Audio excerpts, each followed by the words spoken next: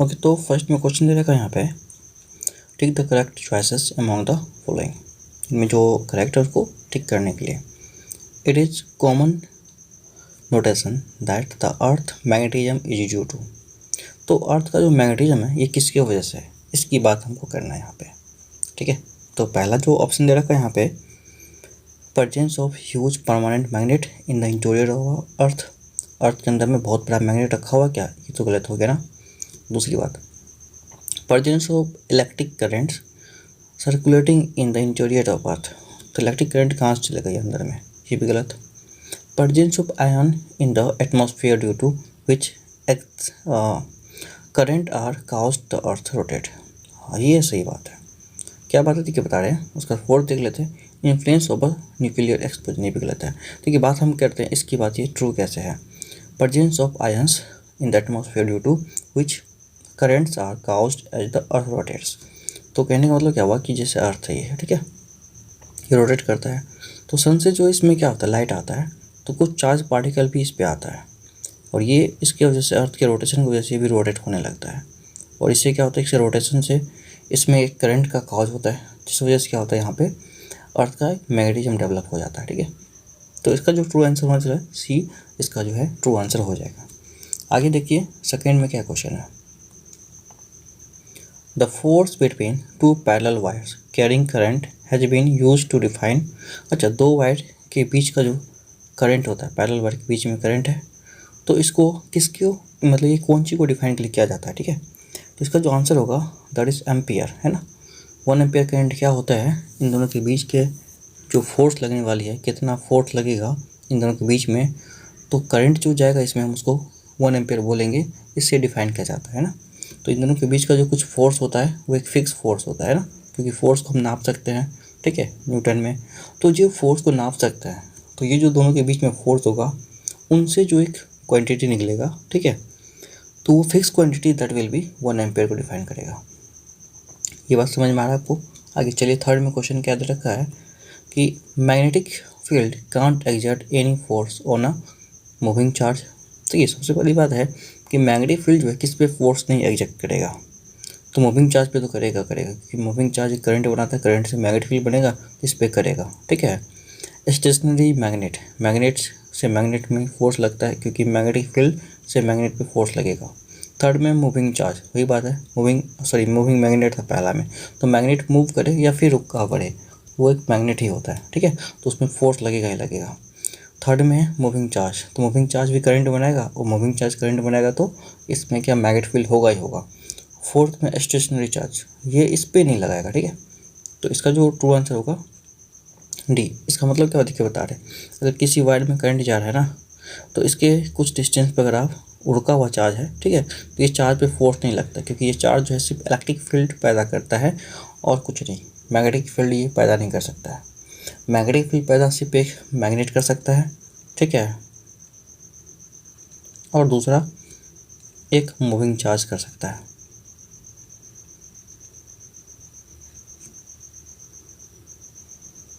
जब charge motion में हो तो इससे क्या होगा, मैग्नेटिक फील्ड होगा। ठीक है, तो इन दोनों से हो सकता है, चाहे मैग्नेट रुका हो या मूव कर रहा हो, उससे कोई फर्क नहीं पड़ता है। ठीक है, स्टेशनरी चार्ज सिर्फ इलेक्ट्रिक फील्ड पैदा करता है। ठीक है, ये ध्यान रखना आपको। तो स्टेशनरी चार्ज का काम क्या होता है, ये इलेक्ट्रिक फील्ड पैदा करता है।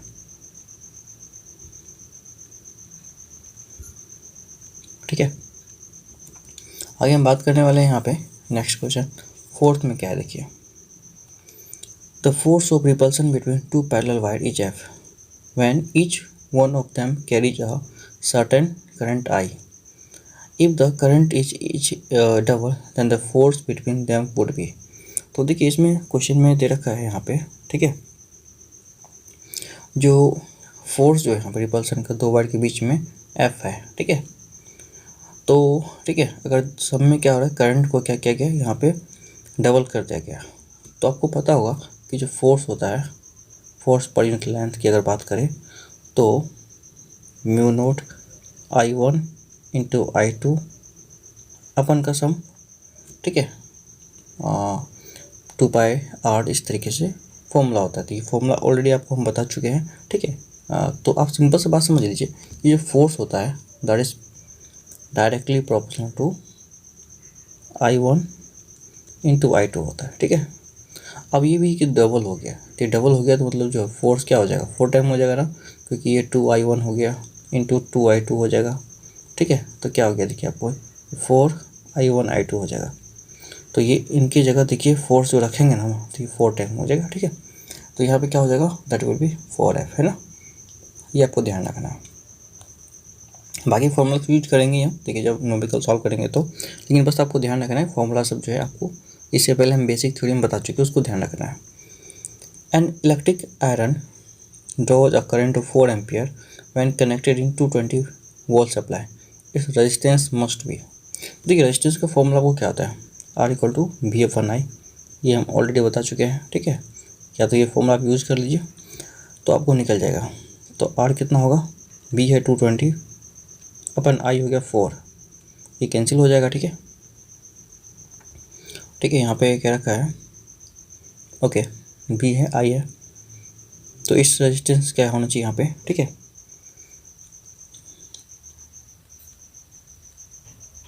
55। तो it's resistance will be 55 ohm, that is the correct answer. चलते हम लोग 6 क्वेश्चन में, देखिए क्या question number, the resistance of a conductor is reduce to half of its initial value, resistance को हाफ कर दिया गया, ठीक है। अब और क्या कहा उसके बाद next, it is in doing so heating effect of the conductor will be. तो देखिए रेजिस्टेंस में जो हीटिंग इफेक्ट पैदा होता है इक्वल टू ये होता है आई स्क्वायर आर टी, ठीक है। तो आई की अगर बात करें यहाँ पे तो आई का स्क्वायर होता है, आर डायरेक्टली प्रोपोर्शनल है, तो रेजिस्टेंस जैसे आधा होगा ना, तो यहाँ पे क्या क्या रखा है, हाफ हो गया रेजिस्टेंस, तो एच इक्वल टू क्या होगा, I square R by 2 into T. तो इसका मतलब क्या हुआ यहाँ पे, पहला केसेस और दूसरा केस में क्या आपको दिखेगा, ये भी हाफ हो गया ना, ठीक है, टोटल का ये हाफ हो गया, तो दैट विल बी हाफ हो जाएगा, ठीक है। तो 6 का जो है ए शुड बी द आंसर, ठीक है। आगे क्वेश्चन देखिए नेक्स्ट क्या है, क्वेश्चन है the coil of a heater is cut into 2 equal half and only one of them is used to heater, the ratio of the heat produce by half and the coil produced by the original coil is। तो देखिए सबसे बड़ी बात क्या है कि पहले क्या इसका, ठीक है, जो हीट प्रोड्यूस हो रहा था पहले के टाइम में जब ओरिजिनल की बात कर रहे हैं, तो that will be I square R T, ये पहला हो गया।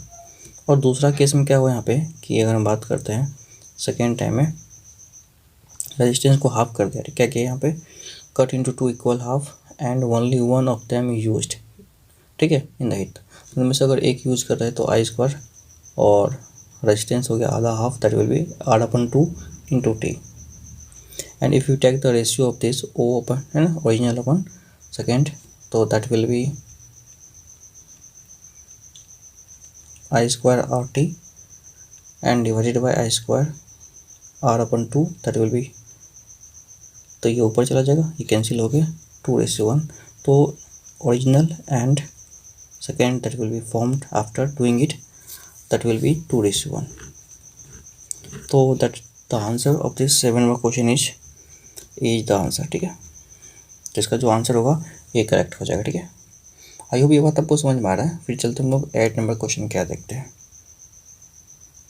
क्वेश्चन क्या रखा है यहाँ पे, the fact that current is associated with magnetic field was discovered by, तो करंट जो है मैग्नेटिक फील्ड से डिस्कवर मतलब एसोसिएटेड है, सबसे पहले ऑरस्टेड नाम का साइंटिस्ट था, ठीक है, इसी ने बताया था।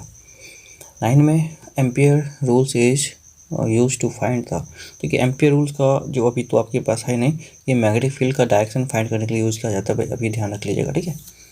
एम्पियर्स का सर्किटल रूल होता है, इससे मैग्नेटिक फील्ड कैसे फाइंड किया जाता है ये पता चलता है, आपको ये भी ध्यान रखना है। 10th में क्वेश्चन है, a magnetic field can exert forces on stationary magnet, moving charge, moving magnet, ये तीनों पे इसका जो है फोर्स लग सकता है मैग्नेटिक फील्ड का, ठीक है। तो आंसर क्या होगा, डी ऑल ऑफ एबव, ठीक है। 11 में क्वेश्चन है, a compass needle just above a wire in which electrons are moving towards east will point. तो क्वेश्चन में कह रखा है यहाँ पे कि एक कंपास नीडल है, ये ऊपर है कहाँ पे, वायर के जस्ट ऊपर, ठीक है। तो electron are moving toward east, electron जो है ईस्ट की ओर जा रहा है ना, तो विल पॉइंट आउट। तो सबसे बड़ी बात इसमें क्या है कि आपको कैंपास की बात करें तो ये देख लीजिए कैंपास, ठीक है, और ये वायर के जस्ट ऊपर है और ये इलेक्ट्रॉन्स मूव कर रहा है ईस्ट की ओर। तो हम बात कर लेते हैं यहाँ पे इलेक्ट्रॉन की, तो इलेक्ट्रॉन ईस्ट की ओर मूव कर रहा है, यहाँ पे इधर मूव कर रहा है।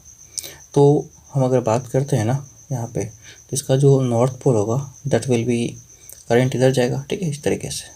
नॉर्थ पोल का जो डिफ्लेक्शन होता है इसमें, ठीक है, एम्पियर्स लॉ से, that will be in the south, ठीक है। तो 11 का आंसर जो है दैट विल बी डी। तो कंपास नीडल जो है कहाँ पर रखा हुआ है, वायर के ऊपर रखा हुआ है इस तरीके से, इलेक्ट्रॉन मूव कर रहा है ईस्ट की ओर यहाँ पे, ठीक है। तो इसका जो कंपास का नीडल है किधर पॉइंट करेगा, कंपास का नीडल जो होगा that will B point toward the south, इधर पॉइंट करेगा, ठीक है। क्योंकि आपको पता होगा कि यहाँ पे करंट इधर जाएगा तो मैग्नेटिक फील्ड क्या बनता है इसका, ठीक है। स्ट्रेट वायर के द्वारा जो है एक मैग्नेटिक फील्ड क्या बनता है वो आपको पता होगा, थम्स रूल से फाइंड आउट कर सकते हैं यहाँ पे। तो ये थ्योरी में हम डिस्कस कर चुके हैं, आप चाहे तो देख सकते हैं थ्योरी में ये वीडियो, ठीक है, उसको पूरा कंप्लीट करके थ्योरी पार्ट में आप देख सकते हैं। और लिंक जो है इसका नीचे मिल जाएगा आपको इस वीडियो के नीचे, तो आप चेक कर सकते हैं, या नहीं तो आपको व्हाट्सएप नंबर नीचे मिलेगा, आपको कोई भी वीडियो का लिंक चाहिए तो आप बोलिए, हम सेंड कर देंगे आपको। आगे 12 में दे रखा है choose the correct statement, lines of force are not imaginary lines. तो पहली बात कह रखा है लाइन्स ऑफ फोर्स जो होता है ये इमेजनरी लाइन्स नहीं होता है, तो ये तो गलत हो गया, ठीक है, 12 का फर्स्ट नंबर। दूसरा कह रखा है lines of force can't be mapped on paper, ये तो पेपर में बनाया जा सकता है, तो ये भी गलत हो गया। Lines of force do not intersect कीजिए, हाँ ये बात सही है, लाइन्स ऑफ फोर्स कभी इंटरसेक्ट नहीं करेगा, क्योंकि करने का मतलब क्या होता है कि उनका एक जगह दो फोर्सेस हो जाएगा और ये पॉसिबल नहीं है, एक यूनिक फोर्स होता है ना, हर पॉइंट पे कट ही नहीं कर सकता है। आगे हम बात करते हैं 30 में, तो इसमें जो है a motor convert mechanical energy into electrical energy, ये तो गलत हो गया, ठीक है। इलेक्ट्रिकल एनर्जी को मैकेनिकल में कन्वर्ट करता है मोटर, तो इलेक्ट्रिकल एनर्जी मैकेनिकल, तो 13 का जो है C will be the correct answer, ठीक है। आगे हम बात करते हैं 14 में, अ डायनामो क्या करता है, तो डायनामो जो है यहाँ पे मैकेनिकल टू इलेक्ट्रिकल में कन्वर्ट करता है, तो mechanical into electrical that will be B, तो 14 का जो है B will be the correct answer. आगे हम बात करते हैं 15 में, क्या दे रखा है, by inserting a soft iron piece in a solenoid the strength of the magnetic field, ये इंक्रीज हो जाता है, ठीक है। तो इसका जो आंसर होगा, मतलब एक सोलेनॉइड है, सोलेनॉइड क्या होता है ये हम पहले बात कर चुके हैं। इसमें अगर हम एक, ठीक है, इसमें अगर एक हम मैग्नेट ये सॉफ्ट आयरन डाल दें इसके अंदर में, ठीक है, तो इसका जो मैग्नेटिक फील्ड होगा वो और बढ़ जाएगा, ठीक है, ये ध्यान रखना आपको। 16 में हमको दे रखा क्वेश्चन, 16 में क्या है, by increasing the number of turns in the coil the strength तो मैग्नेटिक फील्ड इंक्रीजेज, ठीक है। तो नंबर ऑफ टर्न्स भी इंक्रीज होगा तो इसका जो ये स्ट्रेंथ होगा वो भी इंक्रीज करेगा, 16 का आंसर बी हो जाएगा, ठीक है। 17 में if the current in the core decreases the strength of magnetic field, ये भी डिक्रीज करेगा, ठीक है। तो जो करंट होगा वो अगर घट रहा है तो मैग्नेटिक फील्ड ये भी घटेगा, ठीक है, आपको ध्यान रखना है। तो 17 का जो आंसर है दैट विल बी ए। 18 में क्वेश्चन है the unit of magnetic flux, तो ये मैग्नेटिक फ्लक्स का जो होता है वेबर होता है, ठीक है, आपको ये ध्यान रखना है, ठीक है, मैग्नेटिक फ्लक्स का यूनिट वेबर होता है। अच्छा, मैग्नेटिक फ्लक्स होता है क्या, टोटल लाइन जो होता है मैग्नेटिक फील्ड लाइन्स,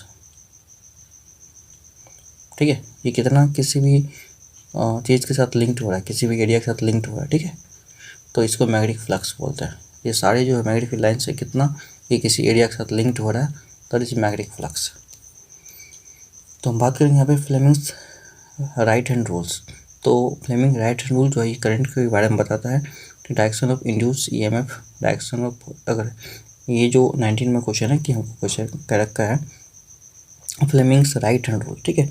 तो फ्लेमिंग्स का जो राइट हैंड रूल है ये बताता है आपको डायरेक्शन ऑफ इंड्यूस ईएमएफ, हाँ ये, ठीक है, सी नंबर। क्योंकि magnetic of the magnetic field, magnitude of magnetic field ये गलत हो गया, magnitude of the induce EMF ये भी गलत हो जाएगा, ठीक है। तो जो ये बताता है डायरेक्शन बताता है, इंड्यूस ईएमएफ जो होगा इलेक्ट्रोमोटिव फोर्स जो होता है इसमें ये किधर होगा वो बताता है, ठीक है। यहाँ पे आगे the unit of induce EMF, induce EMF क्या होता है, दैट इज व्हाट, करंट या वोल्टेज, ये आपको ईएमएफ जो होता है ये वोल्टेज होता है, ठीक है, आपको ध्यान रखना है। इलेक्ट्रोमोटिव फोर्स इसका कोई मतलब फोर्स ही नहीं होता, ठीक है, ये वोल्टेज के रूप में यूज किया जाता है, तो ध्यान रखना आपको, that is what, that is volt. तो the phenomenon of electromagnetic induction was discovered by, तो जो इलेक्ट्रोमैग्नेटिक इंडक्शन होता है इसको कौन डिस्कवर किया था, ठीक है, इसके बारे में हमको पता होगा, ठीक है। तो इसका आंसर होगा फैराडे। 22 में क्वेश्चन है, for making an electromagnet the best material used in, तो सबसे अच्छा मटेरियल जो होता है यहाँ पे सॉफ्ट आयरन होता है, याद आपको ध्यान रखना चाहिए। इससे क्या होता है कि इसका मैग्नेटिज्म बहुत स्ट्रॉन्ग होता है, पहली बात। दूसरी बात कि तुरंत जब तक करंट रहेगा तभी तक मैग्नेटाइज होगा, उसके बाद तो डीमैग्नेटाइज हो जाता है। 23 में क्वेश्चन है, the intensity of magnetic field is defined as on the force experience by a, तो मैग्नेटिक फील्ड का जो इंटेंसिटी होता है वो कैसे डिफाइन करते हैं, ठीक है, यूनिट नॉर्थ पोल, ठीक है, force experience by a unit north pole, ये होता है आपको इंटेंसिटी, ठीक है, ये ध्यान रखना आपको। क्योंकि देखिए नॉर्थ पोल लेकिन सब कुछ इसमें हम यूज करते हैं। नॉर्थ पोल जो है एक इमेजिनरी, मतलब हम किसी न किसी पोल लेना है तो उसको फिक्स कर लेते हैं, कौन से पोल लेना है, तो नॉर्थ पोल फिक्स हो जाता है। 24 में, a wire carry current of 5 ampere placed perpendicular to the magnetic induction 2 tesla, ये हो गया magnetic field 2 tesla. The net force on each entire of the wire is, तो हम बात कर रहे हैं यहाँ पे क्या होता है, आपको पता होगा यहाँ पे कि एक वायर है जो करंट कैरी कर रहा है यहाँ पे 5 एम्पियर का, तो हमको जो आई दे रखा है दैट इज 5 एम्पियर है। दूसरी बात, परपेंडिकुलर टू मैग्नेटिक फील्ड रखा गया है, इसका जो बी हो गया दैट इज 2 टेस्ला, ठीक है। तो force on each centimeter of the wire, F equal to क्या होगा यहाँ पे, तो F equal to the B I L, ठीक है। तो एल की बात करें तो ये सेंटीमीटर में है यहाँ पे, है ना, तो क्या हो जाएगा यहाँ पे इच सेंटीमीटर कह रखा है, ठीक है। तो आपको एल जो लेना है सेंटीमीटर में, ये आपको ध्यान रखना, ठीक है। तो हम बात करें यहाँ पे 5 इंटू 2, है ना, और लेंथ को क्या लेना, लेंथ यहाँ पे मीटर में होता है, तो मीटर में लाने के लिए हमको क्या करना पड़ेगा, इसको सेंटीमीटर में लाना पड़ेगा। तो सेंटीमीटर के लिए क्या करेंगे, यहाँ पे 100 से डिवाइड हो जाएगा, ठीक है। यहाँ पे sorry force per unit length की बात किया हुआ है, तो एफ अपन एल ले लीजिए यहाँ पे, है ना। तो यहाँ पे तो ये हुई है यहाँ पे, तो इसको अगर हम सॉल्व कर लेते हैं यहाँ पे तो क्या आने वाला है यहाँ पे 10, तो 10 तो आएगा फोर्स पर यूनिट लेंथ पर मीटर आ रहा है, इसको अगर आप डिवाइड कीजिएगा 100 से, क्योंकि एक मतलब मीटर में 100 सेंटीमीटर होता है, ठीक है। तो ये आपको आएगा 0.1, ठीक है, तो दैट विल बी 0.1 न्यूटन, ये तो करेक्ट आंसर, ठीक है। तो फोर्स पर यूनिट लेंथ हमको पूछा गया था, कितना होने वाला है यहाँ पे फोर्स पर यूनिट सेंटीमीटर, तो 0.1 न्यूटन आ जाएगा इसका करेक्ट आंसर, ठीक है। तो 24 का A will be the correct answer. आगे चलते हैं 25 में क्या question, there will be no forces between 2 wires carrying current if currents are parallel to each other, तो देखिए कोई भी फोर्स नहीं लगता कब, जब पैरेलल होता है तब। एक जो इसका जो फॉर्मूला होता है F equal to B I L sine theta, ठीक है। तो B I L sine theta, क्योंकि परपेंडिकुलर बुक में पहले का रखा था इसमें, इसलिए हम साइन थीटा को यूज नहीं किया, क्योंकि साइन थीटा 1 हो जाता 90 एंगल बनता। तो अब देखिए जब भी पैरेलल होगा ना, तो पैरेलल में एंगल कितना होता है आपको पता होगा, पैरेलल में एंगल 0 बनता है, ठीक है, एंगल बनेगा 0, तो साइन 0 क्या 0 हो जाएगा, तो फोर्स 0 हो जाएगा। तो जब भी पैरेलल होगा ना तो क्या होगा, कोई भी 2 वायर के बीच में तो नो फोर्स काम करेगा, ठीक है, फोर्स 0 हो जाएगा। तो आंसर क्या होना चाहिए 25 का, ए शुड बी द आंसर, ठीक है।